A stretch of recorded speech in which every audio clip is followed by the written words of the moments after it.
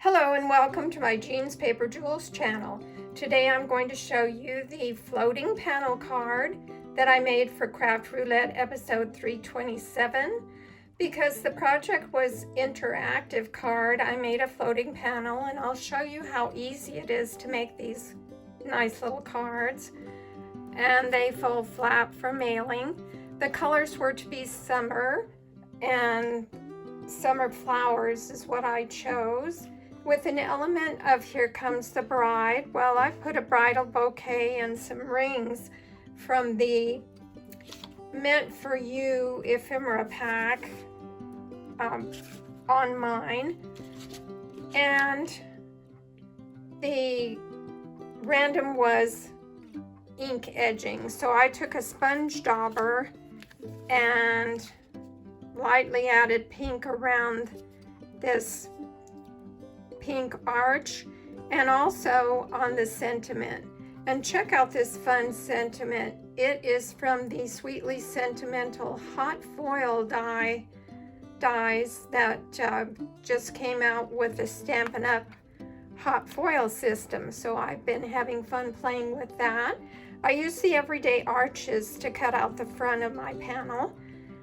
And the paper is the Everyday Essentials paper. So to make this card, all you have to do is take a regular half sheet of paper at 8.5 by 5.5 as you normally would. Score it in the middle at 4 1/4 like you would a regular A2 card, and then fold the front half over, very much like a Z fold. So you have two folds that are going the same way, two mountain folds. So you start with that as your base. And then you just need something to hold the floating panel up, or the scored part. This card displays nicely when it's standing up. So you just need a piece for the side. On this one I used both an embossed piece, and these were both embossed by the Stone and Vine embossing folder, but then I used a couple of pieces of that ephemera, and these are just on glue dots to help hold the floating panel card up. So this measures 1 inch by 5.5 inches on this one. And then you need some kind of designer series paper or something to decorate the front. I've already stamped these pieces, and you put them on there. They are 5.5 inches long by 1 7/8 each. So you just adhere those down. Then you need a focal panel to be your floating panel. I am using this image from the Begonia Belle's Product of the Month stamp set that I fussy cut, and that will be my floating part of this card. To make it float, you need 2 pieces of cardstock that are 1 3/4 by 3/4, and you just fold them in half. Now let me show you how you make the panel float on another card that I have ready to go. And this is a Summerween card because I'm using the Spooktacular 6x6 paper that is on the online exclusives. So I've already made it ready to go, and I just put a Happy Halloween sentiment popped up on the side with glue dots. You don't want it too popped up because then the card won't close. But to make the floating panel, you just take your 2 pieces with the fold towards this fold, and you glue them down right up next to the fold, about in the middle of the card. So just take both pieces. I'm going to use the Tombow liquid glue because it gives a little wiggle room. and you put it in the middle, kind of in the middle of the card, right up against that fold, not right on it, because you want it to be able to still fold back. Hold that down and let it dry, and do the next one, and right next to it up to the fold on the right hand side. So fold it side in, almost at the other fold.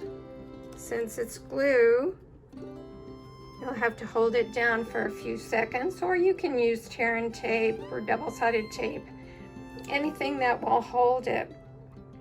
Now all you have to do is put a little adhesive or glue on these little tabs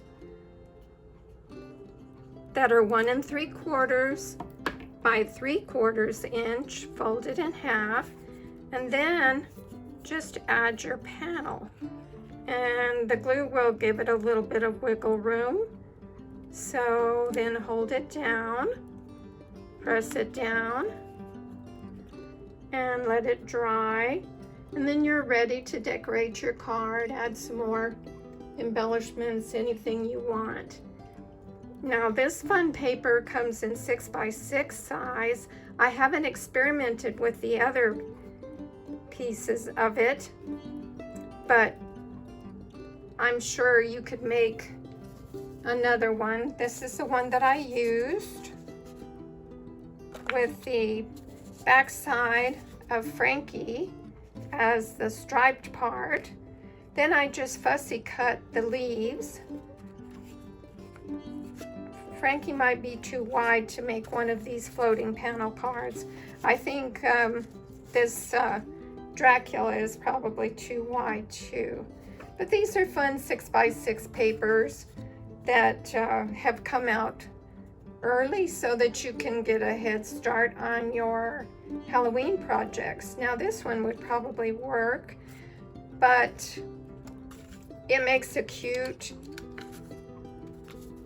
project. And these floating panel cards are really fun and easy to make. You saw how long it took me. Here's another one that I had made for an Instagram hop a few days back, using the Begonia Belle stamp set again.